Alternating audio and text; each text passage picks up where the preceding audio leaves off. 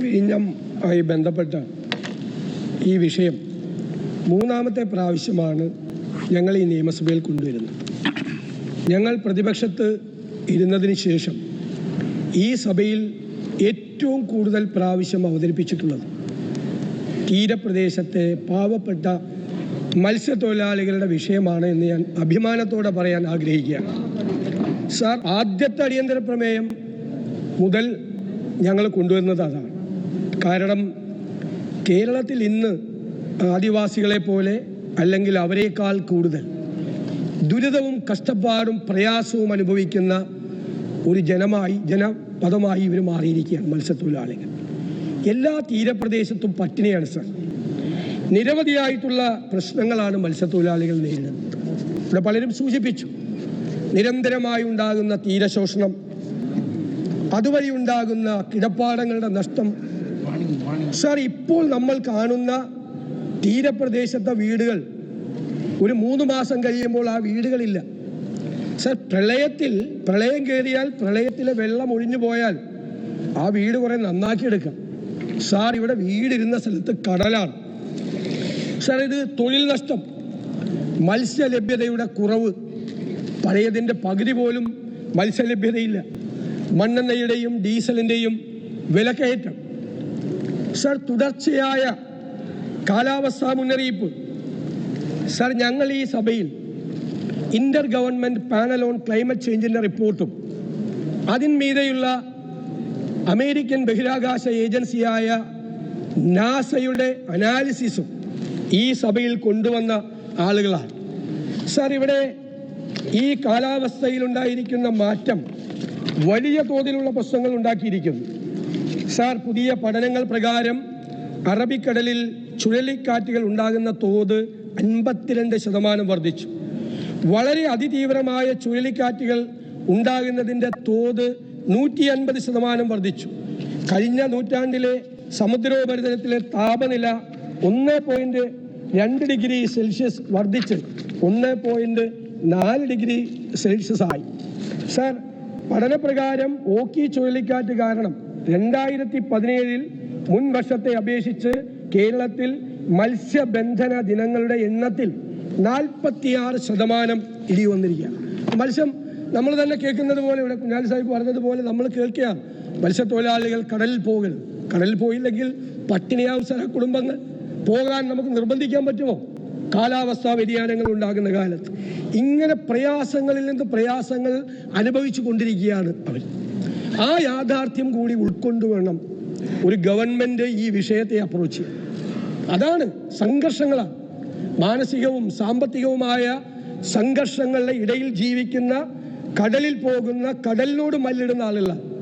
സെക്രട്ടേറിയറ്റിന്റെ മുമ്പിൽ ഒരുപാട് പാവങ്ങൾ, സാധാരണക്കാർ നീതി തേടി സമരത്തിൽ വരാറുണ്ട്. സാർ, ആ സമരത്തെ നേരിടുന്ന ലാഘവത്വത്തോടു കൂടിയാണോ തീരപ്രദേശത്തെ മത്സ്യത്തൊഴിലാളികളുടെ സമരത്തെ നേരിടേണ്ടത്? സാർ, അവരുടെ തീവ്രത കൂടും.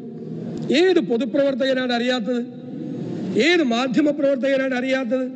തീരപ്രദേശത്ത് കടലിനോട് മല്ലിട്ട് അതിസാഹസികമായി മത്സ്യബന്ധനത്തിന് പോകുന്ന ആ തീരപ്രദേശത്തെ മത്സ്യത്തൊഴിലാളിയുടെ, അവർ സ്നേഹിച്ചാൽ എന്തുനേരം ജീവൻ നൽകിക്കൊണ്ടാണ് നമ്മളെ രക്ഷപ്പെടുത്താൻ അവർ വന്നത്. ഞങ്ങളുടെയൊക്കെ മണ്ഡലത്തിൽ വന്ന് ഒരു ഗ്ലാസ് ഒരു ചായ പോലും കൊടുത്തിട്ട് വാങ്ങിക്കാതെയാണ്, അതൊന്നും വേണ്ട സാർ എന്ന് പറഞ്ഞിട്ടാണ് ഏറ്റവും കൂടുതൽ ആളുകളെ രക്ഷപ്പെടുത്തിയത് എൻ്റെ നിയോജക മണ്ഡലത്തിലാണ്. ഈ തിരുവനന്തപുരത്തുനിന്നും കൊല്ലത്തുനിന്നും ഒക്കെ വന്ന മത്സ്യത്തൊഴിലാളികൾ, നമ്മൾ ഹൃദയം കൊണ്ടാണ് അവരോട് നന്ദി പറഞ്ഞത്. ഒരു സാധനം വാങ്ങിക്കാതെയാണ് അവർ തിരിച്ചു പോയത്. സാർ, അപ്പോൾ അവരുടെ ഒരു സംഘർഷം നിറഞ്ഞ ആ പശ്ചാത്തലം നമ്മുടെ മനസ്സിൽ ഉണ്ടാകണം എന്ന് ഞാൻ അഭ്യർത്ഥിക്കും. സാർ, 140 ദിവസമായി സമരം തുടങ്ങി. സാർ, അതിനു മുമ്പ്, ഈ സമരം തുടങ്ങുന്നതിന് മുമ്പ് പ്രതിപക്ഷം ഈ വിഷയം നിയമസഭയിൽ കൊണ്ടുവന്നു. ഇവിടെ ആരോ വിൻസെന്റ് സംസാരിച്ചപ്പോൾ ആരോ പറഞ്ഞു കരയുകയാണെന്ന് ചോദിച്ചു. സാർ, അക്ഷരാർത്ഥത്തിൽ കരഞ്ഞു. ഞാൻ ആ സിമന്റ് ഗോഡൌണിനകത്ത് പോയി സാർ കണ്ട കാഴ്ചകൾ ഞാൻ ഈ നിയമസഭയിൽ പറഞ്ഞല്ലോ. സാർ, 2 ആഴ്ചക്കാലം മുമ്പ് പ്രസവിച്ച ഒരു കുഞ്ഞിനെ കാട്ടിത്തന്നു. കുഞ്ഞിനെ കാണാൻ പറ്റുന്നില്ല, കാരണം ആ കുഞ്ഞിനെ ഈച്ച പൊതിഞ്ഞിരിക്കുക, കറുത്ത രൂപമായി കിടക്കുക. സാർ, ഒരുമാതിരി മനസാക്ഷിയുള്ള ആളുകൾ കണ്ണ് നിറഞ്ഞിട്ട് പോലും അതുകൊണ്ടാണ് ഞാൻ കൈകൾ കൂപ്പി അവരെ എവിടെയെങ്കിലും, കാരണം ചൂട് കാലത്താണ് പോയത്, കാറ്റും വെളിച്ചവും കിടക്കാത്ത സിമന്റ് ഗോഡൌണിൽ ഈ പാവങ്ങൾ ജീവിക്കുക. അതാണ് സാർ പ്രധാനപ്പെട്ട പ്രശ്നം, പുനരധിവാസത്തിന്റെ പ്രശ്നം. ഗവൺമെന്റ്, ഏത് ഗവൺമെന്റ് ആകട്ടെ, എല്ലാ ഗവൺമെന്റ് ഒരു ജനവിഭാഗത്തിന് കൊടുക്കുന്ന അഷ്വറൻസ് അത് അടുത്ത ഗവൺമെന്റിന് പാലിക്കാനുള്ള അവകാശമില്ലേ?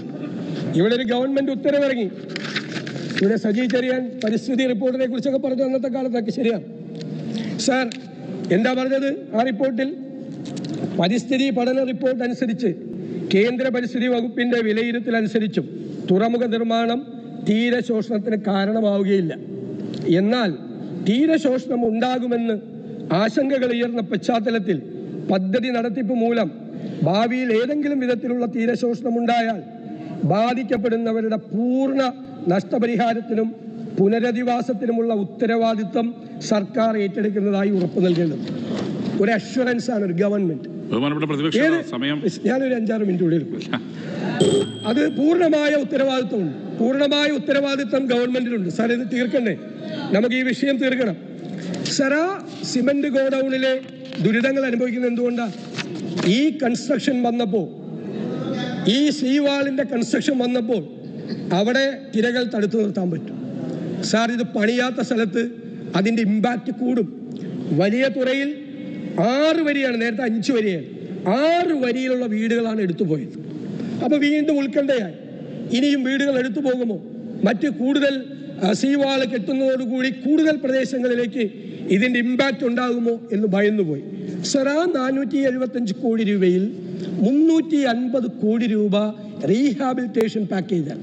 അതായത് അന്ന് തന്നെ തീരശോഷണത്തിനുള്ള പോസിബിലിറ്റീസ് അന്നത്തെ ചർച്ചകളിൽ കണ്ടതുകൊണ്ടാണ് ഒരു ഗവൺമെന്റ് ഉത്തരവിറക്കി, ഒരു ഗവൺമെന്റ് അഷുറൻസ് കൊടുത്തത്. അത് നടപ്പാക്കിയില്ല എന്നുള്ളതാണ് ബേസിക് ആയിട്ടുള്ള പ്രശ്നം സാർ. ഇപ്പൊ ഇവിടെ ഉണ്ടായ സംഘർഷം, ഞാനൊരു ഗുരുതരമായ ആരോപണം ഉന്നയിക്കുക സാർ. അദാനി ഹൈക്കോടതിയിൽ ഒരു പെറ്റീഷൻ കൊടുത്തു. എന്താണ്? സൈന്യത്തെ വിളിക്കണം. ഈ പെറ്റീഷൻ കൊടുക്കുന്നതിന്, പെറ്റീഷൻ ഹൈക്കോടതിയിൽ വരുന്നതിന് മുമ്പ് 4 ദിവസം മുമ്പാണ് ഒരു സുപ്രഭാതത്തിൽ, അതിനു മുൻപ് അവിടെ ഒരു സംഘർഷം ഉണ്ടായി, ഇവിടെ ചോദിച്ചല്ലോ, ഒരു വിഭാഗം ഇതിനെതിരായി തിരിഞ്ഞു. ഇത് ഒരു കമ്മ്യൂണലായി ഇത് മാറുമോ എന്നുള്ള സംശയം വന്നു സർ. ആ സമയത്തെല്ലാം ഗവൺമെന്റ് ശക്തിയായി ഇടപെട്ട് ഇതൊരു വർഗീയ വിഭജനത്തിന് ഇടവരാത്ത തരത്തിൽ അത് തീർക്കേണ്ടതിന്റെ ഉത്തരവാദിത്വം ഗവൺമെന്റിനാണ്. തിരുവനന്തപുരത്തെ ലത്തീൻ അതിരൂപതയുടെ ആർച്ച് ബിഷപ്പിന്റെയും സഹായമെത്രാന്റെയും പേരിൽ കേസെടുക്കുന്നു സാർ. ജാമ്യമില്ലാത്ത കേസ് വരെ എടുത്തിട്ടുണ്ട് സാർ. എന്ത് കാരണത്തിന്റെ പുറത്താണ് എടുത്തത്? വയസ്സായിട്ടുള്ള മനുഷ്യനാണ് അദ്ദേഹം. അദ്ദേഹമായിട്ട് ഇടപെടുന്നതിൽ നമ്മളെല്ലാവരും വളരെ സാത്വികമായി സംസാരിക്കുന്ന അതിന്റെ തലവൻ, ആ സഭയുടെ തലവനെതിരായി ജാമ്യമില്ലാത്ത കേസെടുത്താൽ അതിന്റെ ഒരു പ്രതിഷേധം. ഇവിടെ മോസിൻ ചോദിച്ചു, മതമേലധ്യക്ഷന്മാര് മുമ്പിൽ നിർത്തിക്കൊണ്ടുള്ള സമരത്തിന് നിങ്ങൾ പിന്തുണ കൊടുക്കുകയാണ്. അത് തിരുവനന്തപുരത്തെ തീരപ്രദേശത്തിന്റെ ചരിത്രം അറിയാത്തതുകൊണ്ടാണ്. അവരുടെ സങ്കടങ്ങളിൽ, അവരുടെ പ്രയാസങ്ങളിൽ രാഷ്ട്രീയക്കാരേക്കാൾ കൂടുതൽ, ജനപ്രതിനിധികളെക്കാൾ കൂടുതൽ ആ പാവങ്ങളെ ചേർത്ത് പിടിച്ചിട്ടുള്ളത് അവരാണ്. നമുക്കറിയാലോ, അവരാണ്. ഇതാ ചരിത്രം അന്വേഷിച്ചറിയാം. അതാണ് തീരപ്രദേശത്തിന്റെ ചരിത്രം അതാണ്. ഇവിടെ പറഞ്ഞല്ലോ ISRO അല്ലെ, അതടക്കം ഉൾപ്പെടെയുള്ള കാര്യങ്ങൾക്ക് എയർപോർട്ട് ആരാ ചർച്ചയ്ക്ക് പോയതെന്ന്? അവിടുത്തെ ജനപ്രതിനിധികളൊന്നുമല്ല. അവിടുത്തെ ഈ മതമേലധ്യക്ഷന്മാരും അതുമായി ബന്ധപ്പെട്ട ആളുകളൊക്കെ തന്നെ ഇവിടെ അഭിനന്ദിച്ചല്ലോ. അന്നാ ചർച്ചയെല്ലാം തീർത്തത്. ഇതൊക്കെ യാഥാർത്ഥ്യമാണ്. ഒരു പ്രശ്നം തീർക്കാൻ വേണ്ടി നമ്മൾ മനസ്സിലാക്കേണ്ട ഗവേണൻസിന്റെ ഭാഗമാണ് ഇതെല്ലാം. പ്രശ്നങ്ങളുണ്ടാവും, ഏത് ഗവൺമെന്റിനും ഒരുപാട് പ്രതിസന്ധികൾ ഉണ്ടാവും സാർ. നമ്മൾ അതിനെ എങ്ങനെ, ഞാനിപ്പോ തീർക്കാം, 5 മിനിറ്റ്, ഇത് നമ്മൾ തീർക്കുന്നത് എങ്ങനെയാണ് എന്ന് നമുക്കൊരു ധാരണ വേണം സാർ. അതിനുശേഷം നേരത്തെ ഇവിടെ വിൻസെന്റ് സൂചിപ്പിച്ചതുപോലെ ഒരാളെ അറസ്റ്റ് ചെയ്യുന്നു, വിവരമില്ല, ആളുകൾ തടിച്ചുകൂടുന്നു. ആ വികാരിയച്ഛനെ എല്ലാവരെയും സാന്ത്വനിപ്പിച്ച് നിങ്ങളെല്ലാവരും കൂടി പോലീസ് സ്റ്റേഷനിൽ പോകണ്ടെന്ന് പറയുന്നു. 4 പള്ളി കമ്മിറ്റിക്കാരെ വിടുന്നു. ആ 4 പള്ളി കമ്മിറ്റിക്കാരെ അറസ്റ്റ് ചെയ്താൽ എന്തിനു വേണ്ടി? അവിടെ ഒരു പ്രകോപനം ഉണ്ടാകുന്നതിന് വേണ്ടി. ബിഷപ്പിനെതിരെ കേസെടുക്കുക, അന്വേഷിച്ചു പോയ പള്ളി കമ്മിറ്റിക്കാർക്കെതിരെ കേസെടുക്കുക സാർ. സ്വാഭാവികമായും തീരപ്രദേശത്ത് ഞങ്ങൾ അക്രമ സംഭവങ്ങളെ തള്ളി പറഞ്ഞിട്ടുണ്ട്. പക്ഷേ തീരപ്രദേശമാണ് എന്ന് മനസ്സിലാക്കാതെയാണ് അവരെ പ്രകോപിപ്പിക്കാൻ. അപ്പോൾ അദാനിയുടെ കേസ് വന്നപ്പോൾ അദാനി സൈന്യത്തിനെ വിളിക്കണം എന്ന് പറഞ്ഞപ്പോൾ ഗവൺമെന്റ് പറഞ്ഞു ഞങ്ങൾക്ക് എതിർപ്പില്ല. സാർ, ധാരണയായിരുന്നോ? നിങ്ങൾ അവരും തമ്മിൽ ധാരണയായിരുന്നോ? നിങ്ങളുടെ കേസ് ഹൈക്കോടതി എടുക്കാൻ വരുമ്പോൾ ഞങ്ങൾ അതിനുള്ള അന്തരീക്ഷം ഉണ്ടാക്കി തരാം എന്ന് അവരുമായി നിങ്ങൾ ധാരണയായിരുന്നു. ആ ധാരണയുടെ അടിസ്ഥാനത്തിലാണോ സാർ ഈ സംഭവം ഉണ്ടായത്? സാർ, ഇവിടെ മാത്രമല്ല, CPM-ന്റെ മുഖപത്രമാണല്ലോ ദേശാഭിമാനി. വിഴിഞ്ഞം തുറമുഖ അട്ടിമറി ഗൂഢാലോചന, പിന്നിൽ 9 അംഗ സംഘം, വിദേശ പണമിടപാട് പരിശോധിക്കുന്നു, തീവ്ര ഇടത് മൗലികവാദ സ്വഭാവമുള്ള സംഘടനകളെ കൂടെ കൂട്ടി പ്രവർത്തനങ്ങൾ ഏകോപിപ്പിക്കുന്നത് യൂജിൻ പെരേര. സാർ, ഈ മന്ത്രിയുടെ സഹോദരനുണ്ട് ആ ഫോട്ടോയിൽ. അങ്ങയുടെ മന്ത്രിസഭയിലെ ഒരു മന്ത്രിയുടെ സഹോദരന്റെ ഫോട്ടോ CPM-ന്റെ മുഖപത്രത്തിൽ വന്നിട്ടുണ്ട്. തീവ്രവാദിയാണെന്നാണ് പറയുന്നത്. സാർ, ഈ 9 പേരിൽ എത്ര പേർ കഴിഞ്ഞ തെരഞ്ഞെടുപ്പിൽ LDF-ന് അനുകൂലമായി പ്രചരണം നടത്തിയിട്ടുണ്ട് എന്ന് നിങ്ങളൊന്ന് അന്വേഷിക്കുന്നത് നന്നായിരിക്കും എന്നാണ് എനിക്ക് പറയാനുള്ളത്. സാർ, ഇവിടെ BJP, ഞാൻ അവസാനിപ്പിക്കാം, BJP-യുമായി ചേർന്നുള്ള അവിശുദ്ധമായ കൂട്ടുകെട്ട് ഇവിടെ സൂചിപ്പിച്ചു. സാർ, ഇവിടെ ഫാദർ തിയോഡേഷ്യസിന്റെ പ്രസ്താവന വന്നു കഴിഞ്ഞപ്പോൾ ശക്തിയായി ഞങ്ങൾ എതിർത്തു. ഞങ്ങൾ എല്ലാവരും പറഞ്ഞു, നിങ്ങൾക്ക് കേൾക്കാത്തതിന് എന്ത് ചെയ്യാൻ പറ്റും? നിങ്ങൾ ദേശാഭിമാനം മാത്രം വായിച്ചിട്ടാ നിങ്ങളുടെ കുഴപ്പം. ദേശാഭിമാനം മാത്രം വായിക്കാൻ കാണില്ല സാർ. മാത്രമല്ല, ഞാൻ നേരിട്ട് സമരസമിതിക്കാരെയും അതുപോലെ അതിരൂപതയിലും ബന്ധപ്പെട്ട് അടിയന്തരമായി ആ പ്രസ്താവന പിൻവലിക്കണമെന്ന്. സാർ, ഞങ്ങൾക്ക് നിലപാടുണ്ട് സാർ. ഞങ്ങൾ ഇത്രയും സാർ ബഹുമാനപ്പെട്ട പ്രതിപക്ഷം സംസാരിച്ചോ? സാർ, ഞങ്ങൾ ഇത്രയും സംഘർഷങ്ങൾ വന്നാൽ പറയേണ്ടടുത്ത് പറയേണ്ടത് പറയും. പക്ഷേ അത് ആളിക്കെത്തിക്കാൻ ശ്രമിക്കില്ല. നേരത്തെ ഒരു പുരോഹിതൻ ഇതുപോലൊരു പരാമർശം നടത്തിയപ്പോൾ ഞങ്ങൾ കേരളത്തിൽ മുഴുവൻ പോയി ഇരു വിഭാഗങ്ങളിലും പെട്ട മതമേലധ്യക്ഷന്മാരെയും സമുദായ നേതാക്കളെയും കണ്ട് അത് ആളിക്കത്തിക്കാതിരിക്കാനുള്ള ശ്രമം നടത്തി. ഇവിടെ അദ്ദേഹം പറഞ്ഞത് തികഞ്ഞ തെറ്റാണ്. പക്ഷേ സാർ, അത് പിൻവലിച്ചിട്ടും പിന്നെയും അത് ആഘോഷിച്ച് സംഘർഷമുണ്ടാക്കാൻ ശ്രമിക്കരുത്. അത് ശരിയല്ല എന്നുള്ള നിലപാടാണ് ഞങ്ങൾ. ആളി കത്തിക്കുക, അത് വീണ്ടും ആളി കത്തിച്ച് അതാണ് കുഞ്ഞാലിക്കുട്ടി സാഹിബ് ഇവിടെ വ്യക്തമായി പറഞ്ഞത്. അത് ആളി കത്തിച്ച് ജനവിഭാഗങ്ങളുടെ ഇടയിൽ സംഘർഷമുണ്ടാക്കാൻ ശ്രമിക്കരുത്. സാർ, ഇവിടെ വികസനവാദമൊക്കെ പറഞ്ഞു. ഞാൻ അവസാനിപ്പിക്കും. വികസനവാദങ്ങളെല്ലാം പറഞ്ഞു.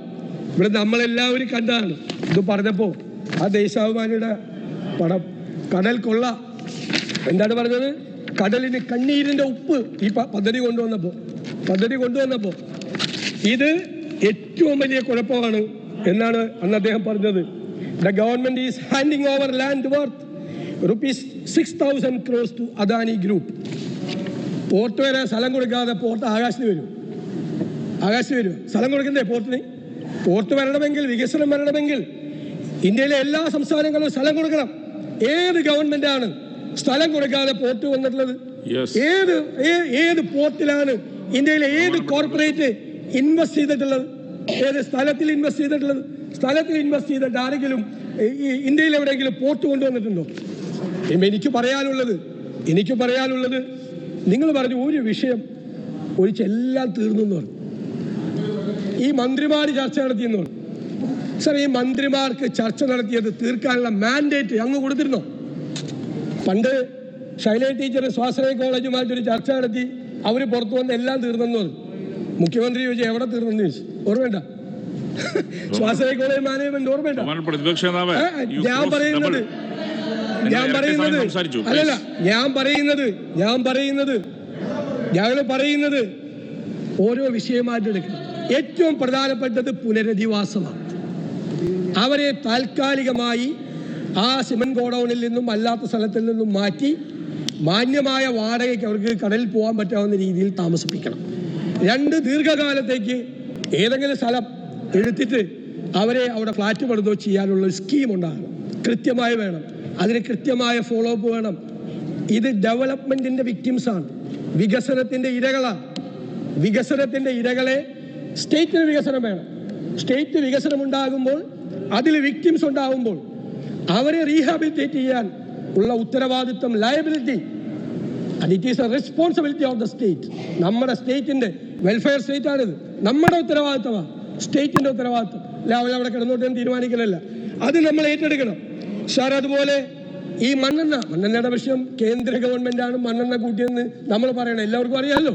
പക്ഷെ ഞങ്ങളുടെ ചോദ്യം, 46 രൂപ മണ്ണെണ്ണയ്ക്കുണ്ടായിരുന്ന സമയത്ത് 25 രൂപ ഉമ്മൻചാണ്ടിയുടെ ഗവൺമെന്റ് സബ്സിഡി കൊടുത്തു. അത് 130 രൂപയായപ്പോൾ നിങ്ങൾ ആ സബ്സിഡി കുറച്ചെങ്കിലും വർദ്ധിപ്പിക്കണ്ടേ?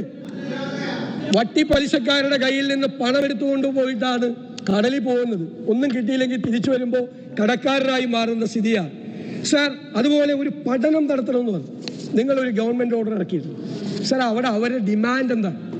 അവരുടെ ഡിമാൻഡ് അവർ കൂടി നിർദ്ദേശിക്കുന്ന 2 സയന്റിസ്റ്റുകളെ ഉൾപ്പെടുത്തി അവർ ഡിമാൻഡ് ചെയ്തിട്ടുണ്ട്. അവരുടെ 7 ഡിമാൻഡിൽ ഒന്നാണ് അവർ ചെയ്യണമെന്നാണ് പറഞ്ഞിരിക്കുന്നത്. അതാണ് അവർ ആവശ്യപ്പെട്ടിരിക്കുന്നത് സാർ. അത് നിങ്ങൾക്ക് എന്താണ് തടസ്സം? അല്ലെങ്കിൽ അവർ സംശയിക്കുന്നു സാർ, ഇത് അദാനിയെ പോലുള്ള ഒരു പ്രമുഖനായിട്ടുള്ള ഒരാളാണ്, ഏത് റിപ്പോർട്ടും എഴുതി കൊണ്ടുവരും സാർ. അതുകൊണ്ട് സാർ ഈ വിഷയങ്ങൾ ബഹുമാനപ്പെട്ട മുഖ്യമന്ത്രി തന്നെ മുൻകൈയെടുത്ത് തീർക്കണം സാർ. ഈ മന്ത്രിമാർക്കൊന്നും മാൻഡേറ്റ് ഇല്ലാതെ അവർ പോയാൽ ഇത് തീരില്ല. അന്ന് 140 ദിവസമായി ഈ സെക്രട്ടേറിയറ്റിന്റെ മൂക്കിന് താഴെ, അങ്ങ് ഓഫീസിന്റെ മൂക്കിന് താഴെ ഇത്രയും സംഘർഷ നിർഭരമായ ഒരു സമരം നടന്നിട്ട് അങ്ങ് കേരളത്തിന്റെ മുഖ്യമന്ത്രി അവരുമായി ഇതുവരെ ചർച്ച ചെയ്യില്ല എന്നുള്ളൊരു നിലപാടെടുത്തത് ഞങ്ങളെ വിസ്മയിപ്പിക്കുന്നു. അത് തെറ്റാണ്. അങ്ങത് തിരുത്തണം. അതാണ് ശ്രീ രമേശ് ചെന്നിത്തലയും പറഞ്ഞത്. അങ്ങത് തിരുത്തണം, തിരുത്തി ഇത് തീർക്കണം. ഞങ്ങൾ ഗവൺമെന്റുമായി, CPM-ഉമായി, LDF-ഉമായി ഒരു വിഭാഗം ജനങ്ങൾ എപ്പോഴും സംഘർഷത്തിലായി അതിൻ്റെ ഇടയിൽ നിന്ന് കുറുക്കനെ പോലെ അതിൽ നിന്ന് ചോര കുടിക്കാം എന്ന് വിചാരിക്കുന്നവരല്ല. ഇത് തീരണം എന്ന് ആഗ്രഹിക്കുന്നവരാണ്. തീരണം, ഒരു സംശയവും വേണ്ട. UDF കേരളത്തിലെ പ്രതിപക്ഷം പുനരധിവാസത്തിന് വേണ്ടി സമരം ചെയ്യുന്ന ആ പാവപ്പെട്ടവരുടെ കൂടെയാണ്. ഒരു സംശയവും വേണ്ട. ഞങ്ങൾ ജീവൻ കൊടുത്തും അവരുടെ കൂടെ നിൽക്കും. അവരെ ഞങ്ങൾ ചേർത്ത് നിർത്തും. അതൊന്നും ഒരാൾക്ക് സംശയം വേണ്ട. ആ സമരത്തിന് ഞങ്ങൾ പിന്തുണ കൊടുത്തിട്ടുണ്ട്. ഒരു കാര്യം മാത്രം അവരെ അറിയിച്ചിട്ടുണ്ട്, പോർട്ട് നിർത്തിവെച്ചിട്ടുള്ള സമരത്തിന് ഞങ്ങൾ ആ ഡിമാൻഡിനോട് ഞങ്ങൾക്ക് യോജിപ്പില്ല എന്ന് അവരെ അറിഞ്ഞിട്ടുണ്ട്. അതുകൊണ്ട് മുഖ്യമന്ത്രിയോടാണ് എൻ്റെ അഭ്യർത്ഥന, അങ്ങ് ഇത് തീർക്കാൻ പരിശ്രമിക്കണം. ഞാൻ ഈ പ്രമേയത്തെ പിന്താങ്ങും.